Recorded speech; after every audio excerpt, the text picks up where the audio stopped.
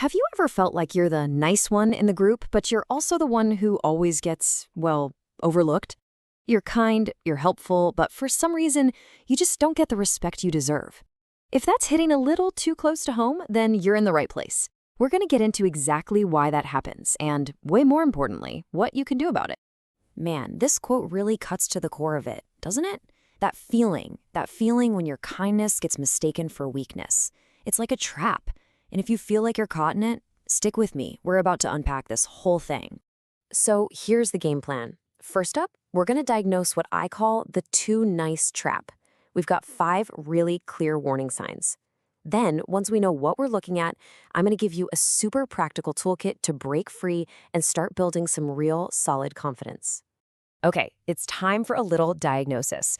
As we go through these next 5 signs, just be honest with yourself. See if any of these sound familiar. And hey, no judgment here, all right? This is all about awareness. First on the list, conflict avoidance. This is when you'd rather just nod along with a terrible idea at work than be the one to speak up. On the outside, you're keeping the peace, right? But inside, you're probably screaming. And that internal battle, that's where your confidence really takes a hit. Number 2. Oh, this is the big one. The automatic yes. Someone asks you for something, and before you even have a chance to think, the word sure is already out of your mouth. Next thing you know, your calendar is an absolute disaster and you're feeling resentful, all because the word no just feels impossible to say. All right, this next one is a little more subtle, but it is devastating.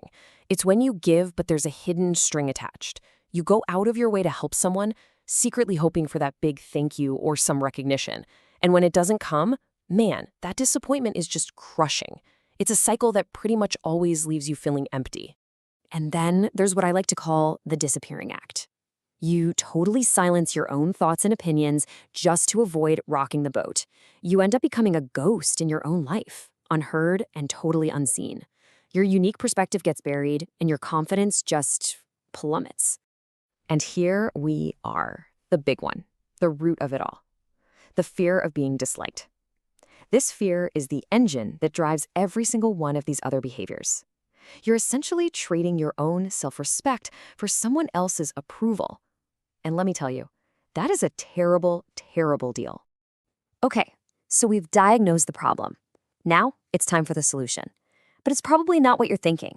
This isn't about learning to be less kind. Nope. It's about a really crucial shift in how you look at things. A whole new way to think about the confidence equation.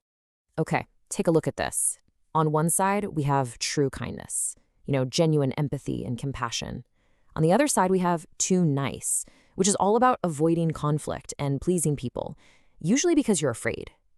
We're not trying to get rid of your kindness. We're trying to get rid of the self-sabotage that's hiding behind being too nice. I want you to let this one really sink in.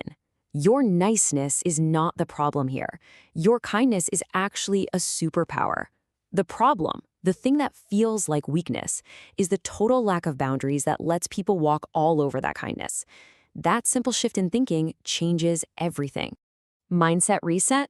Check. Now, let's get our hands dirty. It is time to start building those boundaries.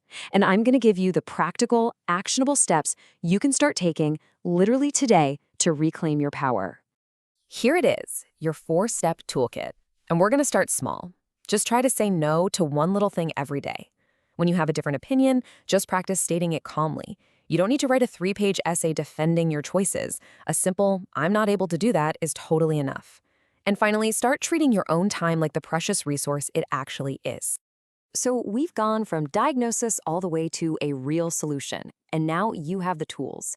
The goal here is to make this new mindset your new normal. This is going to be the foundation for a way more confident you, and it can start right now. And if there's only one thing you take away from all this, let it be this right here. This is the new definition of strength. Real confidence isn't about being loud or aggressive. It's the quiet power that comes from being a kind person who also respects themselves enough to draw a line. It's kindness with a backbone. So, I'm leaving you with a little mission. Your first challenge. It doesn't have to be some huge dramatic no. It can be small. What's the one no you are going to say this week to finally start making some space for your own yes? Think about it. And then go do it.